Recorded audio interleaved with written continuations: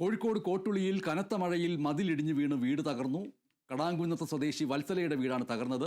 തൊട്ടുമുകളിലുള്ള സദാനന്ദന്റെ വീടും അപകടാവസ്ഥയിലാണ്. റിയാസ് KMR ചേരുന്നു. റിയാസ്, ഇപ്പോൾ അതിശക്തമായിട്ടുള്ള മഴ ഇപ്പോഴും ഉണ്ടോ? ആ മഴയുടെ തുടർച്ച എന്നുള്ള നിലയ്ക്കാണല്ലോ ഈ മതിലിടിഞ്ഞ് വീണ് വീട് തകർന്നിരിക്കുന്നത്. അപ്പോൾ ആ വ്യക്തിയുടെ വീട്, കടാങ്കുന്ന് സ്വദേശി വത്സലയുടെ വീട് തകർന്നിരിക്കുന്നു. തൊട്ടുമുകളിലുള്ള സദാനന്ദന്റെ വീട് അപകടാവസ്ഥയിലാണ്. അവിടെ ഏത് രീതിയിലുള്ള സുരക്ഷാ ക്രമീകരണങ്ങളാണ്? അവരെ മാറ്റി പാർപ്പിക്കാൻ കഴിഞ്ഞോ?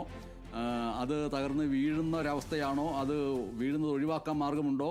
ഉണ്ടെങ്കിൽ തന്നെയും അങ്ങനെയുള്ള ഒന്ന് അവിടെ നിലനിർത്തിയിട്ട് കാര്യമുണ്ടോ? ഇങ്ങനെയുള്ള നിരവധി ചോദ്യങ്ങളുണ്ട്. റിയാസ് KMR.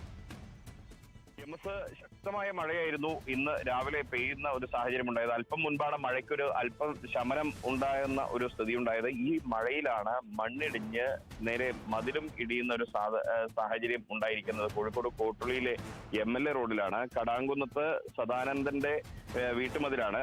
നല്ല സുരക്ഷയോടുകൂടി കെട്ടിയ മതിൽ തന്നെയായിരുന്നു.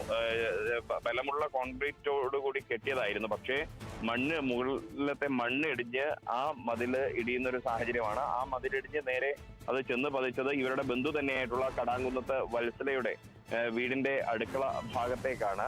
അവിടത്തേക്ക് ഈ വാഴ, ഒപ്പം തന്നെ സദാനന്ദന്റെ വളപ്പിലുള്ള വാഴ, ഒപ്പം വത്സലയുടെ പറമ്പിലുണ്ടായിരുന്ന പ്ലാവ് ഉൾപ്പെടെയുള്ള കാര്യങ്ങൾ അത് ഇവിടെ പൂർണ്ണമായും ആ വീടിന് മുകളിലേക്ക് പതിക്കുന്ന ഒരു സാഹചര്യമാണ് ഉണ്ടായിട്ടുള്ളത്.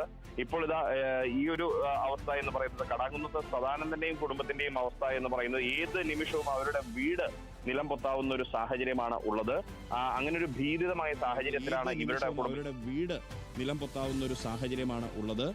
അങ്ങനെ ഒരു ഭീതിതമായ സാഹചര്യത്തിലാണ് ഇവരുടെ കുടുംബം, ഈ രണ്ട് കുടുംബങ്ങളും, കടാങ്കുന്നത്ത് സദാനന്ദനായിക്കോട്ടെ, കടാങ്കുന്നത്ത് വത്സലയുടെ കുടുംബമായിക്കോട്ടെ, ആ രണ്ട് കുടുംബങ്ങളും കഴിയുന്നത് ഭീതിതമായൊരു അവസ്ഥയിലാണ്. നമുക്ക് ഈ ദൃശ്യങ്ങളിൽ നിന്ന് തന്നെ കാണാൻ കഴിയുന്നുണ്ട്.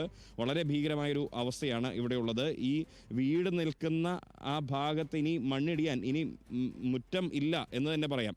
ഇവിടെ ഒരു മുറ്റം ഇല്ലാത്ത രീതിയിലേക്ക് ആണ് കാര്യങ്ങൾ എത്തിയിട്ടുള്ളത്. ആ മതിൽ വളരെ ദൃഢമായി തന്നെ ഇവർ കെട്ടിയതായിരുന്നു. പക്ഷേ ദൗർഭാഗ്യകരമെന്ന് പറയാം, മഴയിൽ ആ മതിൽ ഇടിയുന്ന സാഹചര്യമുണ്ടായി. മതിലിടിഞ്ഞ് നേരെ പതിച്ചത് വത്സലയും ഒപ്പം തന്നെ അവിടെ രണ്ട് വയോധികരാണ് ആ വീട്ടിൽ താമസിക്കുന്നത് എന്നാണ് അറിയുന്നത്.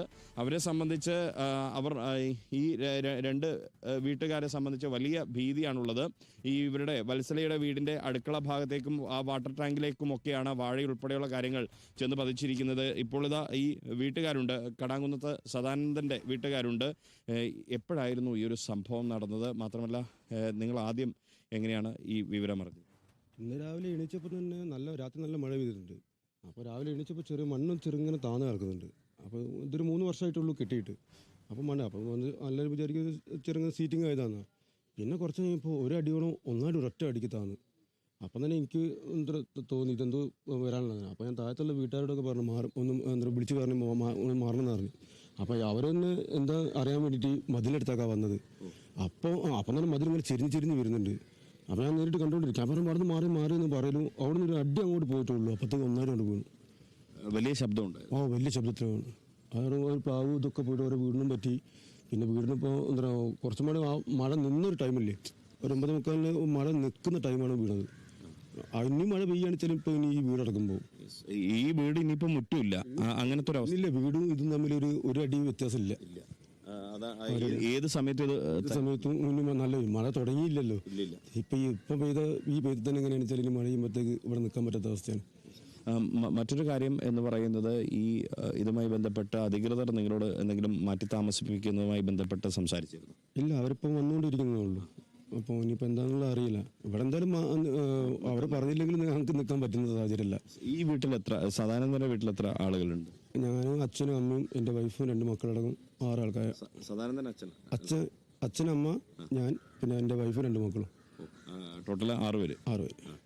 അവിടെ ഈ വത്സലയുടെ വീട്ടിൽ രണ്ടുപേരും വയോധികരാണ്. വയോധികരാണ്. അപ്പോൾ 8ഓളം ആളുകളെ മാറ്റി പാർപ്പിക്കേണ്ടതുണ്ട് അല്ലേ? ഇവർ പറയുന്നത്, അതായത് ഇത് കടാങ്കുന്നത്ത് സദാനന്ദന്റെ മകനാണ്. ഇദ്ദേഹം പറയുന്നത് ഇന്നലെ രാത്രിയിൽ തന്നെ പതിയെ മണ്ണിങ്ങനെ അമർന്നു തുടങ്ങിയിരുന്നു. പക്ഷേ അത്ര ഒരു ഭീകര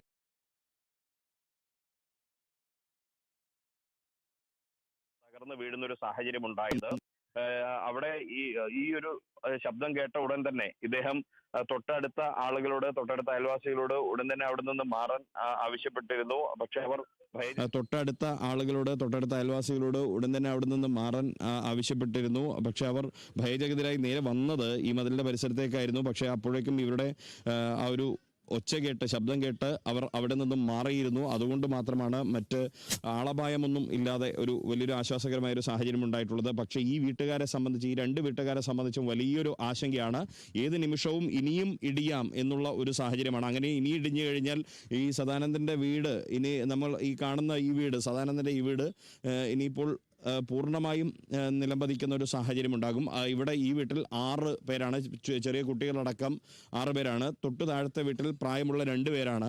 ഈ 8 പേരെ പൂർണ്ണമായും പുനരധിവസിപ്പിക്കണം, മാറ്റിപ്പാർപ്പിക്കണം എന്നുള്ളതാണ്. അധികൃതരെ വിവരമറിയിച്ചിട്ടുണ്ട്. അവർ എത്തുന്നതേയുള്ളൂ. അവർ എത്തിയ ശേഷം ഈ കാര്യത്തിൽ തുടർ നടപടികൾ സ്വീകരിക്കുമെന്നാണ് പ്രതീക്ഷിക്കുന്നത്. MS, ഇനിയിപ്പോൾ അവരെ ഏതെങ്കിലും തരത്തിലുള്ള അപകടാവസ്ഥ ഉണ്ടാവുകയാണെങ്കിൽ അത് പരിഹരിക്കുന്നതിന് വേണ്ടി അവിടെ ഭരണകൂടത്തിൻ്റെ ഭാഗത്ത് നിന്ന്, പ്രാദേശിക ഭരണകൂടത്തിൻ്റെ ഭാഗത്ത് നിന്ന് എന്തെങ്കിലും സഹായങ്ങളോ സംവിധാനങ്ങളോ ഉണ്ടായിട്ടുണ്ടോ?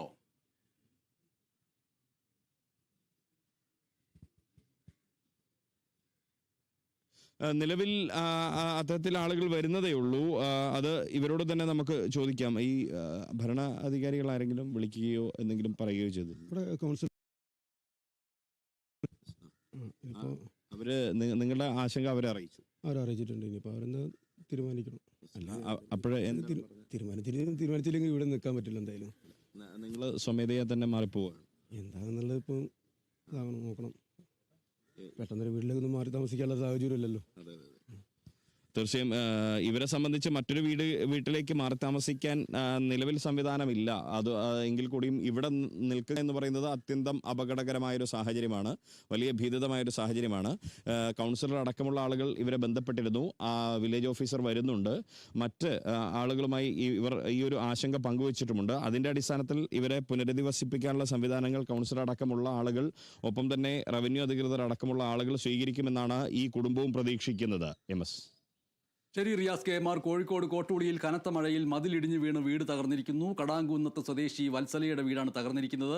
തൊട്ടുമുകളിലുള്ള സദാനന്ദന്റെ വീടും അപകടാവസ്ഥയിലാണ്. തത്സമയം അവിടെ നിന്നുള്ള ദൃശ്യങ്ങളും റിപ്പോർട്ടും